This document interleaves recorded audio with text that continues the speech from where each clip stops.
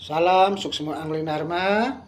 Selamat petang menjelang malam pada semua para sinar, para abdi, para utusan, para pengiring, para pengayah, para pelayan, para penyebar ajaran Dharma, para utusan penyebar ajaran Dharma, para pelindung, penegak maupun pembela Dharma, dimanapun kalian berada. Semoga petang menjelang malam ini Guru Atu temui kalian semua dalam keadaan sehat selalu dalam lindungan Tuhan Yang Maha Esa. Guru Atu petang ini ada di Pesanggerahan, selalu berdoa, memanjatkan doa kepada kalian semua dan semua alam semesta beserta isinya. Semoga kalian selalu dalam lindungan Tuhan Yang Maha Esa, diberikan kesehatan batin maupun lahirnya, dilancarkan rezekinya, diberikan kemudahan dalam segala hal sesuai karma kalian masing-masing.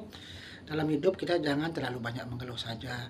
Kalau kita dalam hidup terlalu banyak mengeluh saja, justru beban hidup kita akan semakin berat. Hidup kita, batin kita akan semakin tertekan.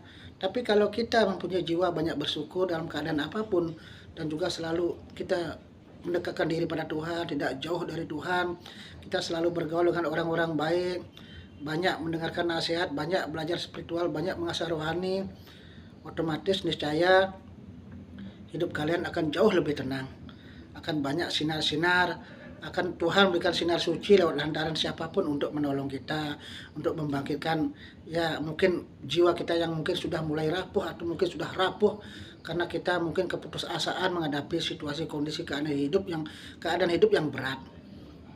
Kita jangan terlalu ya berpikir negatif kepada keadaan, apalagi kepada beliau, karena sejatinya Tuhan tidak mungkin menguji kita di luar batas kemampuan kita. Karena manusia yang penuh dengan awidya, kegelapan jiwa, kegelapan pikiran, membuat kita tidak bisa mengupas, ya mengartikan, menganalisa, dan juga tidak bisa ya mungkin memutuskan yang terbaik dan yang benar. Kenapa? Karena kita malas belajar. Cuma kita banyak belajar menimba ilmu dalam segala hal, apalagi belajar menimba ilmu kerohanian tentang ajaran ketuhanan. Jiwa kita, pikiran kita akan semakin cemerlang, akan semakin cerdas, akan semakin banyak diberikan kepintaran dan kebijaksanaan. Kebodohan, kegelapan itu hadir datang dari mana? Kan dari beliau. Tapi karena karma kita, kecerdasan, kecemerlangan pikiran kita, kepandaian menganalisa sesuatu dan memutuskan sesuatu, dan bagaimana analisa kita bisa menangkap sesuatu dari luar, dari kita olah, terus kita putuskan, itu juga dari beliau, tapi sesuai dengan karma kita. Karma kita artinya bagaimana kita, salah satunya karma itu jangan pengertiannya adalah suatu perbuatan yang masa lampau artinya kita terima, iya itu salah satu. Tapi karma di sini tiada lain tiada bukan adalah bagaimana usaha kita, ya perbuatan kita.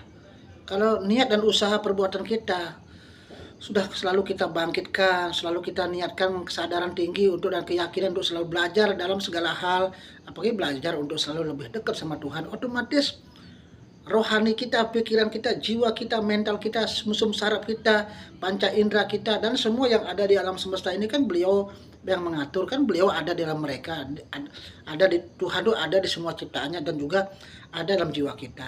Yang menggerakkan alam pikiran kita kan beliau, yang menggerakkan panca indera kita kan beliau. Manusia bisa pintar, bisa bodoh, itu kan Tuhan yang menggerakkan, tapi sesuai dengan karma kita. Karma kita ada sisa perbuatan masa lampau yang mempengaruhi kepintaran, kebodohan, atau mungkin segala sesuatu yang akan kita terima, ditambah juga tentunya karma perbuatan hari ini yang harus tentunya kita ada usaha. Jangan kita selalu bilang, oh karena karma saya. Ya, kalau itu patokannya karena karma tanpa ada usaha, itu namanya kalian nasib. Takdir itu berbeda dengan nasib. Kalau nasib itu kita terlalu berpasrah diri.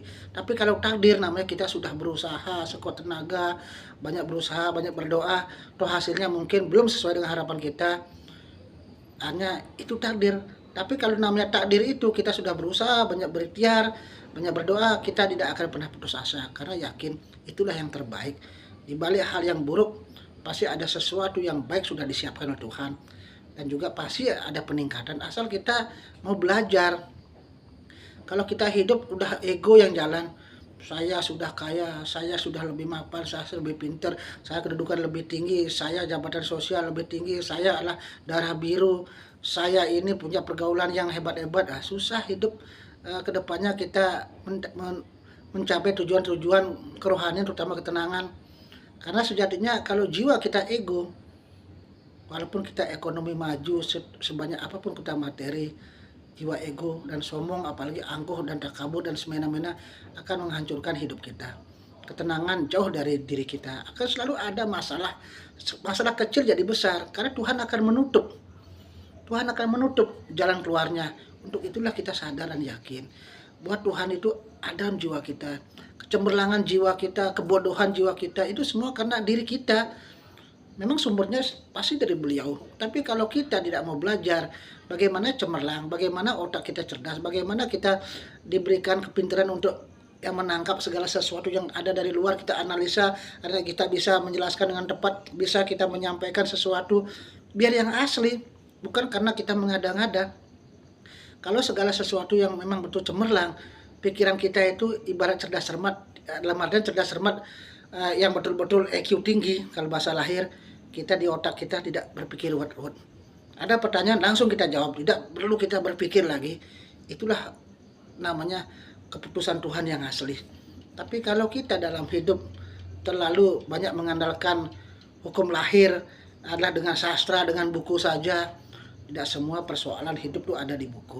Tapi kalau kita banyak berserah diri, seberat apapun persoalan hidup, kalau kita sudah lebih banyak menyatukan diri pada Tuhan, astungkara, puji syukur Tuhan Yesus, alhamdulillah, kita akan diberikan kecerdasan, kecemerlangan. Tiba-tiba kita akan bisa menjawab persoalan, bisa menganalisa persoalan, dan bisa menyampaikan sesuatu kebenaran. Kalau kita hanya berdasarkan buku saja, kita akan jadinya agak ego, jadi merasa sombong karena kita merasa pintar karena udah ada buku pegangan. Kadang-kadang buku itu kan tidak bisa tanya jawab. Coba kalau kita belajar spiritual, kita punya guru, kita banyak berserah diri, memang Tuhan tidak mungkin menyampaikan kata-kata, tapi paling hati nurani. Kebenaran itu sejatinya kan bagaimana kita untuk selalu menyatukan diri, disitulah kita akan mendapatkan suatu wahyu kesucian, wahyu kebenaran Tuhan. Tapi kalau kita hanya mengandalkan kepintaran lahir tanpa berserah diri, kita jadi sombong. Seakan-akan kita sudah di atas langit, padahal di atas langit ada langit. Kita jadi takabur. Oke, itu aja pesan dari Guru Ratu malam ini, agar semua person banyak berserah diri. Ya, kompaklah selalu di grup, saling tegur sapa. Di tahun baru ini biar ada perubahan yang banyak. Jangan seperti kemarin misalnya yang tidak baik, ya kita harus baik, gitu aja. LAD, hidup jaya, merdeka, rahayu.